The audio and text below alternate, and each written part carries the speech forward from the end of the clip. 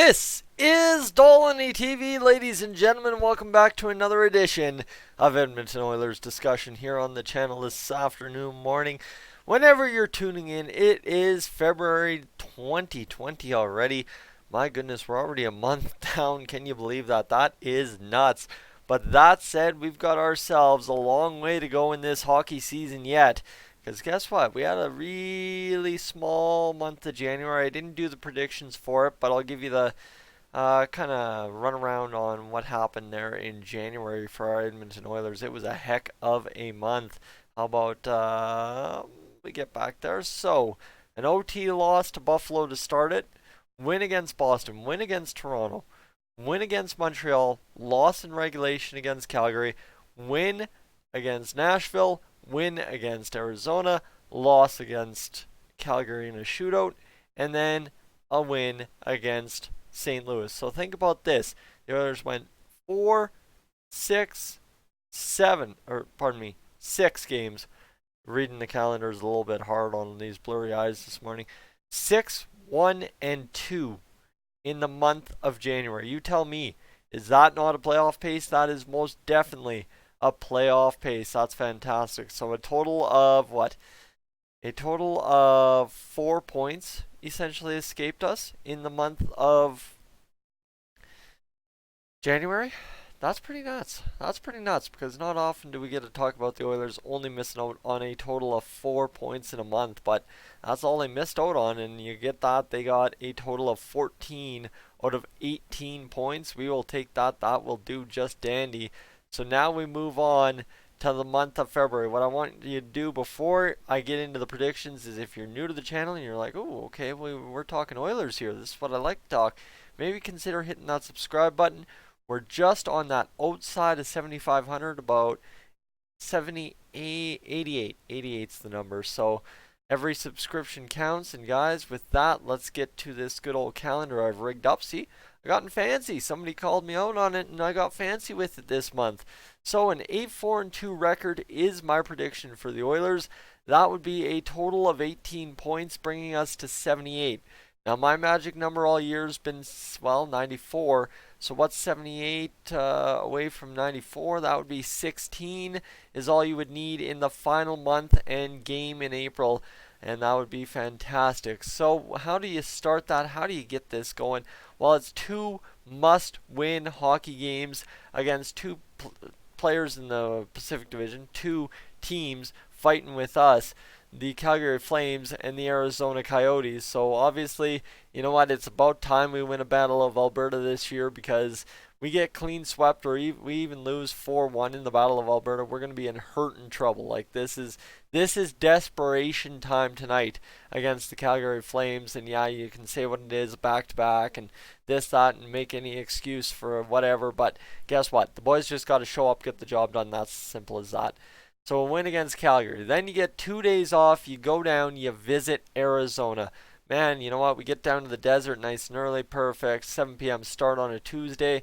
That's a recipe for success. So against Arizona, they have been struggling the past few games, and I believe they will play tonight against somebody in the Pacific Division, if I've got this correct. Hold on.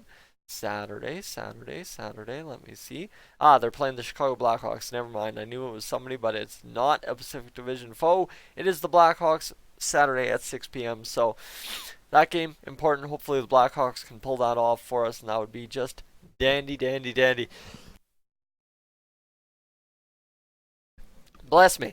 And then we get into another 3-game home stretch, and actually I'm predicting this one to be a losing streak kind of stretch, because you've got San Jose coming in, and that's I'm predicting to be a little bit of a letdown, because you know San Jose's played us tough this year, and of course, same with that, we've come off of 2 emotional highs, 3 straight if you're talking about the win against St. Louis on the 31st of January.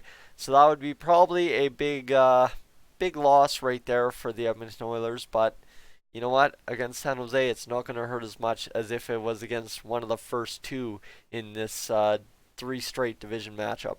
Now, Nashville, I'm predicting that one to be a win, a nice 5 o'clock Saturday game. That would be a nice win if our Edmonton Oilers can get that one, because you know what, Nashville's trying to stay on the fringe of things, and of course for us, it would be key just to get back in the win column and not go on any losing streaks. As you can see, I don't really have that projected into these standings. Yeah, Nashville at 55 points, so we can't afford to let them complicate matters too much. So the only real actual losing streaks I have are back-to-back OT, then a regulation loss, or regulation loss, OT loss. So OT loss to the Chicago Blackhawks, guys, like I said, disappointment is going to be the key to this month, and you look at some of these losses, yeah, you know what, that's what I'm building in here is some disappointment in our schedule. Still building in an 8-4-2 schedule, but building in some disappointment against the Chicago Blackhawks. I feel that one's going to be just a lull you to sleep game where it goes tied in OT, and then, you know, Patty Kane, John Taves, they do their thing. That's all it is. You can see I'm already ready for the disappointment because I'll be in the building Saturday, February 15th, when the Flames and Blackhawks play at the Dome for my sister's birthday. Now, the loss against Tampa Bay, is that not a given? I feel really strongly that that's a given, so we'll just worry about that later. And then the 15th against Florida, a 2 p.m. start. You know what? That's got to be a win. That's absolutely got to be a win. We lost last time out to Florida, so we got to take that. Against Carolina, that's just, guys, it's got to be a win too. You got to get the winning streak going before you can have another losing streak. And this one against the Bruins, the reason I've got the Bruins marked as a loss, I know, like you could say, the Oilers played a fantastic game in January against the Bruins, and they should definitely win the second one if they play like that. It's at home. We've had a weird track record playing teams at home this year that we've played well on the road and vice versa. And again, just building some disappointment into the schedule and hoping that it doesn't cost us as bad as it possibly could. That's a 6:30 start, by the way. That's what I was looking at. And then you've got the 7 p.m. start against the Minnesota Wild, similar to that Blackhawks game. Boring game, goes to overtime, you lose in overtime. Just building it in. Just building it in. Because then we've got to finish this final week of February from the 23rd to the 29th, in which this team has to go out and get this running and killing it. Because here you go. Against the Los Angeles Kings, that's the worst team in the Pacific Division right now. Got to kill them. Or I guess, I don't know if Anaheim or LA is one of the two. I haven't looked that far down the standings. You want me to look that far down the standings? Alright, I will. Yeah, LA is the worst team by 2 points. So it's LA and Anaheim. Who to know? And then you lose to Anaheim because why not? The last piece of disappointment this month. And then the win against Vegas, an emotional high game. I'm sure that'll be a very big time kind of playoff atmosphere in Vegas. They know what playoff hockey's all about, so they're going to be amped up, revved up, ready to go for that one. And then, of course, the Winnipeg Jets on the 29th at home hockey night in Canada. You got to believe the Oilers can take it home. And you actually kind of see how these days stack up. I've got every single Saturday game marked as a win. Ooh, there you go. That's a bold prediction right there. Every time we're playing on a Saturday, we're winning hockey games. I don't know. She starts tonight, and that's kind of the difficulty, right? Is this whole predictions thing could go out the window if there's 2 straight losses to start the month. That's kind of the problem, right? If we lose to Calgary, we lose to Arizona, suddenly it gets a heck of a lot tougher to have an 8-4-2 month, because then you only have 2 losses spread between teams like Tampa Bay, Florida, Boston, Minnesota, Winnipeg, Vegas, right? It's not what I want to be hearing, but it is what we are going to see happen. Is a very tough month for our Edmonton Oilers. A 14-game stretch in 29 days.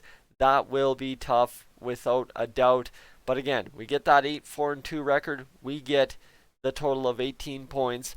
I know you're leaving probably 10 points on the table, so if we can do better, we can do better. But 18 points gets us to 78 on the year, and then that leaves us with March to get 16 points and a win against Calgary on April 4th, the final Battle of Alberta, to get the ceiling points to make the playoffs. So it's simple math, guys. This is essentially the math to make the playoffs at this point. Guys, I'm Tyson, this is Dolynny TV. Now it's your part. What do you think?